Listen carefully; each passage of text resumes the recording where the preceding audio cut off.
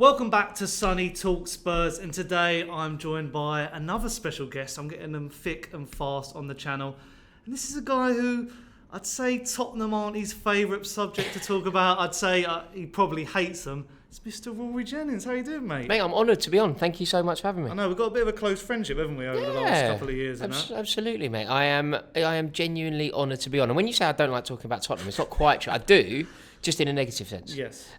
You said I'm following in.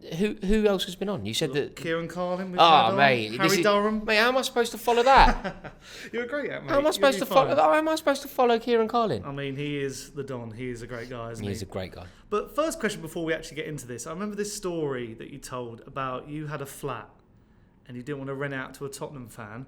Would you rent it out to me? Do you trust me enough? Yeah, I'd rent it out to you. I would, of course. I would let you stay. I don't have it anymore, but I would let you. Yeah. I would let you. Of course. I got a lot of grief about that, you know. Yeah, I know. I got a lot of grief on social media. People didn't like it. You do a little bit get a bit of grief, didn't you? Mate. You got a controversial opinion. At the moment, today. Really? Today, and I didn't do anything wrong yesterday. I genuinely didn't. It was Addy. It wasn't even me. It's true. He's just stoking your fire. He knows how to push your buttons. buttons. It wasn't even me. And I got it. I'm getting it massively in the neck now. You can't win. Well, let's see what happens after this. So the reason I wanted to do this video with you is because Tottenham and Chelsea are sort of at a similar pathway in their development. You know, new managers, no European football. You know, they're going into the season with a lot of expectation. Maybe more on Tottenham, more on Chelsea, and that's what we're going to discuss. So first of all, I want to get your initial reaction and thoughts to Mauricio Pochettino as a manager, obviously former Tottenham boss as well. I know at the beginning you weren't really sure on the fit, but are you sort of coming around to it now? Yeah. I am. I really like the way that he's conducted himself since he's been at Chelsea. Like he is managerial. He's statesman-like. He looks the part. He is a proper manager. Yeah. Like I think that we can debate how good he is on the scale of being a proper manager, but what he is most certainly is a serious, considered, proven manager. Yeah. How good do you think he is? Some people seem to think he's a lot better than I think he is, but even the people who are the detractors would still say that he's a proven manager and he conducts himself as such. And when you compare that to what Chelsea have had lately, say Graham Potter is the one that I would say we can use to compare and contrast. Yeah. If you think about the way that Graham Potter looked in the dugout, the way that he spoke in press conferences, it was never a fit. He was speaking about Chelsea as if he was managing Queen's Park Rangers. Yeah. He was genuinely, I agree with you. He was speaking about Chelsea going to play Man City, and it was as if Queen's Park Rangers were going to play Man City in the third round of the Cup. Yeah. It's like, well, what are you doing? Like, we've just beaten these in a European Cup final, you know. Yeah. Like, we've literally, the team that you seem to be in awe of, which is odd considering you're Chelsea manager, but we have just slapped them in a European final. Do you want to change the wording? Do you know what it is? It's a bit like I see the way Ange has been talking about Tottenham. He's like an honour to be there, but he's not looking at it as this is too much of a fight. With Potter, I think he was like always looking at it as the job's bigger than me, whereas a Pochettino, I think he's the perfect person to probably steady a ship, and he knows how to probably deal with personalities, whereas probably Potter didn't. Yeah, I think Pochettino. Look, there's a lot that can be said about him as a manager. There's a lot that can be said about what he's done so far. Like I like the way he speaks. I like the dig he gave to Tottenham when he took over. I like the way that he dresses. I like the fact that he puts on a whistle. I think things like that. I honestly, you're Sonny, a simple guy. I like it. I don't know when it became acceptable to, like, the standards should be set. Like Thomas Tuchel was done for me the day he wore a cap at Wembley. He led Chelsea out at Wembley. You got to wear a suit. Wear a cap. I wouldn't wear a cap in this room sitting with you. You know what I mean? You're very polite, mate, though. Anyway, but no, I do like the way that Pochettino has handled things so far. But I tell you what, mate, he has got his work cut out. We are in for a terrible season. I was going to say, because that sort of leads on to my next question. What do you make of the current state of Chelsea under, one, the ownership, and two, like the state of play going into this season? Mate, we're in a really, really bad place. Like, really bad. Like, our squad, I would say, genuinely, looking at it today, at time of filming, if you look at Chelsea's squad, we are mid-table. Really? You think? Still? Look at the squad. Sonny, do you know what? I saw a photo of our squad currently on a plane. I counted. I could only name 13 of them. Really? I don't know, like, we're in a bad place. The squad are average. There are so many average players. Yeah. Like, we don't have a midfield. That's what's worrying. We don't have a centre forward. We're trying to sign Conor Gallagher off you. I don't really know. That'd be a disaster. I know. I'm not for that at all. No, it'd be good for you. Oh no, mate. I think he's just a bit of a headless chicken. I've done a video on this going into why I don't think for the price. What's the video title? No, Conor Gallagher. Yeah, Tottenham shouldn't sign Conor Gallagher. Who do you think you are, Snelling? You sound like my comment section. Who do you think you are? For 50 million, I don't think he's worth that at all. I am flabbergasted. I'm tempted to end this video. I'm honestly shocked. Do you like Højbjerg? I don't think, but that's what they're saying. They're saying him as a replacement. I don't think he replaces him. Like, they're two different players.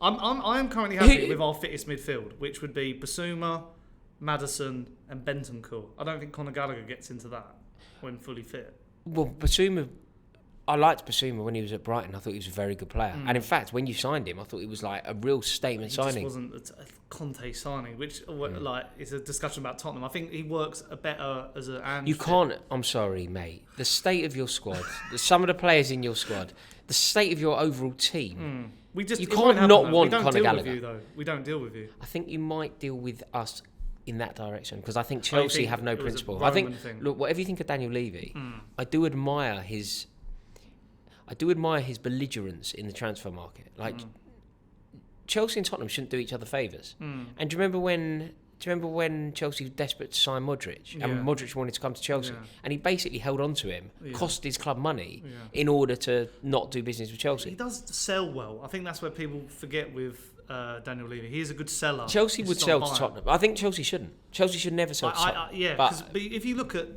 how you deal with, say, Arsenal, and look at if you could go down to West Ham, Newcastle, people don't deal with us. And I don't know if that is Levy or if that is just Tottenham as a whole. I don't know whether it just doesn't happen. I can't remember like the last big player we signed from another rival. We're in the transfer window now. Chelsea squad, as you say, it's going through a weird transition because you've actually sold a lot of players surprisingly, but then you've got obviously the Wesley Fofana news that broke today. Yeah. Are you sort of happy with how you've sort of gone around your transfer window? Have you sold too many too soon before replacing? As you say, don't no do midfielders. This to me. What are you doing? I'm just... You know exactly what you're doing here. Don't fray. Are you happy with your? Of course I'm not happy with our window. What are you talking about? Of course I'm not happy with the window.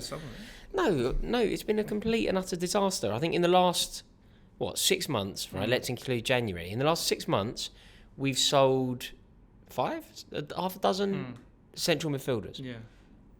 We're now going into a season with what? Enzo Fernandez, Conor Gallagher, maybe Carney Chukwuemeka. This isn't about any disrespect to Carney Chukwuemeka or Conor Gallagher, but that midfield is a mid-table midfield. Like that's a mid-table midfield. Yeah. We don't have a centre forward. Our back line. If Colwill leaves, by the way, that's the moment that I will riot. Today suggesting he's definitely staying, especially after the Fofana news. Like left-footed, needed. The thing is, though, Badiashile, I've got no issue with two left-footers, right? But Badiashile and Levi Colwill, you would think that they'd be competing for the same position, really, wouldn't you? Maybe this season for Chelsea will be Thiago Silva plus but one. Like a transition to take him out the side because you can't keep a 36-year-old or whatever he is in there forever. It just doesn't work, especially for a top team. You can't. To be. No, it's. I think honestly, this is why I think it was a weird job for Pochettino to take. I appreciate that Chelsea and the Chelsea managerial office is one of the most sought after jobs in world football. Just as like that's sort of applicable for Tottenham, less so, but it's also applicable for Tottenham. It's one of the biggest jobs in football. So when that job presents itself, I kind of think you have to take it. But for Pochettino, who could have his pick of most jobs, his name will be linked to most jobs that come available. His name will be linked if the Real Madrid job comes up, if the whatever, his name will be linked. I know he said he wouldn't go to Barcelona, but that's obviously not true. Yeah, after what we've seen. Yeah. What's in it for you at Chelsea? If Chelsea's season goes really well, we finish 4th. If it goes really well, I think you could do that with if you do get Caicedo, which it's got to happen. I think you're going to pay up for it. I can just see it happening, and you have a £200 million midfield. If you get maybe another striker in, because obviously you've got Jackson, you've got Nkunku. I think they're two great signings. And then you can't say Jackson, can you? I think you can substitute. He's a good option. I'm going to be totally honest with you. I don't want to put you on the spot. Realistically, right? Maybe you watch more football. What do you know about him? I think he's a bit. He could be a good bit part player, but the problem is, I think La Liga is one of those leagues where you just don't know what you're getting. Like you could do well in a Villarreal side and score 16 goals. What do you realistically? When people like a lot of people. I was filming with Boovy today, and he started talking about how good Nicolas Jackson's going to be. I was like, maybe you're right. Yeah, but I think it'd be harsh to chuck him in at the deep end and expect him to start 38 games in the season. And like Chelsea's best striker is still probably Lukaku. Yeah. Who can't play for the club. Yeah. Do you see why it's a mess? Do you know what it is? There's when I think about Tottenham's problems with Kane and with our defence, which is obviously, as this goes out, we've played West Ham, and I'll be honest, it's the best game I've seen us play in 4 years. Like, as in stylistically, we lost 3-2, but the style of play, and you can see there's a vision. I know your little smirk there, but it's the best game I've seen us play in 3 years. We got beat 3-2. Do you remember when Tottenham's best moment in Europe was a 4-3 defeat in the San Siro? Do you remember that? I remember Tottenham. We only have do you know bits Flav? to go with. Yeah, Flav. Yeah. Flav would always say the performance that we put in the San Siro. But it's like, what was the score? In a process, what was the score in that game? Like we got beat, but that's not the point. Like, that's such a Tottenham sentence. But what I mean is, so we have got issues, but it seems like Chelsea have a lot more individual issues. Like, you're in a better place than us. We've got to deal with these players. I think you're in a better place than us overall. Obviously, you've got Harry Kane, which is a huge reason why I say you're in a better place overall. Yeah. I think we've got a better manager. You've got a star. You've got 30 goals. Yeah. I don't know where we're getting 30 goals across a team. Yeah. I don't know where we get. We were a bit like Chelsea today, actually. It was couldn't get the ball in the back of the net. It was sort of like the link-up play was still sort of going. But what have you also made of Ange Postecoglu from what you've seen of him? Do you reckon he has sort of got that same energy that? I think he's conducting himself well. I like the way that he's spoken. Got a good vibe, I think. I like the way he handles himself. There's a lot to be said. My reservation, but it gets me a lot of stick. But my reservation is Scottish League. Like, you know, people go to me, "You've done very well in Scotland." Well, I don't really care. Yeah. So did Stephen Gerrard. Yeah. So did Alex McLeish. Yeah, that was what my reservations were. But I just, as I say, we need to get back to attacking football, a bit of an identity. I know you will sing the praises of a Conte and a Mourinho, but I got to this stage where we're paying these managers £50 million per year. I don't want you to act like you're doing us a favour when you've been coming to do a job. Don't get me wrong; these managers are good. You can I still think Levi could have backed them and give Jose a cup fine, all that stuff. I'm not taking the blame off those people, but I still think we need a fresh sort of image and a fresh look, and maybe that is Ange. Maybe we might as well. We've tried that approach. We might as well try this approach. A lot of what you've said there, I agree with. My issue with this is trying something, experimenting with something that does work. Yeah. Employing elite managers does work. Yeah. It hasn't worked for you in a couple of examples, but elite managers at football clubs win games. Yeah. I think it's a weird strategy to go, we've tried elite managers and now we're not going to do that anymore. Yeah. Like, hang on a minute. Like, elite managers are good. Yeah. Employing elite managers is a good idea, not a bad idea. Yeah. Going on from that then, talking about managers, who do you think is more under pressure between Ange and Poch? Because I know what my answer is. I still think it's Poch. Because I think the Chelsea have Pochettino's got less to prove. Whatever happens at Chelsea, Pochettino will be seen as a good manager. But do you reckon there's like people already saying, well, with this Chelsea, we should not outside the top six is a no. Whereas I think Tottenham could go a season and finish 8th under Ange, and as long as they look a bit better on pitch. No, expectations have never been lower at Stamford Bridge. Really? Expectations have never. We're not meant to make the European Cup. 5th spot that is, by the way. We're not meant to get there. So I don't think there's any issue there. And because of the basket case of Chelsea, because of the way the ownership are, Pochettino can walk out of Chelsea. Chelsea could lose 7 out of 7. He gets sacked. Pochettino walks straight into a new job. If that happens to Postecoglou, it won't be the same. Pochettino will be seen as being a good manager regardless.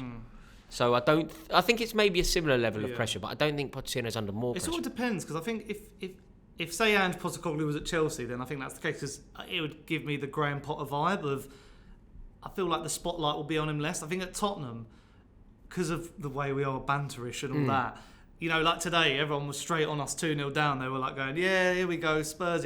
I feel like you'd hope that we could Tottenham seem to always do well when the spotlight isn't on them. And I feel like this season, without European football, especially for us, it's discovering that new philosophy of we've got to teach a team again to go from a 5 at the back to a 4 at the back, go from a counter-attacking team to a more flair. And already in one game, I saw a bit more promise, whereas I feel like we could go a season, and I say, if I'm happy if we finish 6th and at least look like we're forming something. But I'd be happy with 6. You would as Similar well. levels, I think. We're competing for the same. But the problem is, it also depends on Liverpool, do they come back this season? Of course they do. Newcastle. No, they're not in our conversation. Yeah, they're not. We're the league of our own, literally. We're not worried about what Man City, Arsenal, or Liverpool get up to. We can be worried about Villa. Yeah, we're in a different league. Villa, Brighton, Brentford, all them. Villa, Brighton, Brentford, Tottenham. Because I still hear people maybe say, Newcastle. like, I look at our squads, and those squads aren't good enough to still compete with those other teams in the sense of like going to certain stadiums and beating them and stuff like that. But it seems like the fan bases of both clubs are just so unsure about the season ahead. You need that first Premier League game. It's new managers, isn't it? Yeah. That's why. So there is a lot to learn about this team now, both of them. But I think that we're both in a similar situation. I think we'd both be happy with anything in advance of 6. I think we'd both be happy with any silverware. Yeah. So, but yeah, this is definitely the lowest expectations have ever been at Stamford Bridge. And who do you think will finish higher? What are your predictions? Chelsea will always finish higher than Tottenham. You think so? Oh wait, not last season, though. No, but we always do. Like, but not last season, though. No, but we always do. Like, the thing is, certain things are just a given. This is the thing about Chelsea that I always think, and this is what annoys me when it comes to you as a football club. We can go through the ringer, and we might bounce back, but then we always. Whereas Chelsea could finish 10th one year and win the league. Win the league. 6th the next year. I wouldn't be European surprised to Cup, see us win and silverware. And it just goes like that, Yeah. and it's like. The club is different now. People laugh at Chelsea about the way you fluctuate, but my God, I'd love that. The energy of the club is different though at the moment, like because that what you're defining. To the detriment. Yeah. You're defining Chelsea under the Abramovich era, and we're a new club now. But in a good way. No. But do you reckon it? Like, how long before Chelsea fans really think? Like, do they start blaming Boehly even more? Now it's happening. Do you reckon now? Yeah. We're a Rizzler paper away from a Boehly out protest on Fulham Road. You think so? Unless things go very well very early. That's where we are. Well, on that bombshell, I think we should end it there. Thank you for having me. Yes, and if you have enjoyed that, obviously you know where to find Rory. He's obviously the bigger channel compared to me, but his link will be in the description down below. And if you have enjoyed it, like and subscribe to the channel. I've been Sonny. This has been Rory. See you soon. Bye.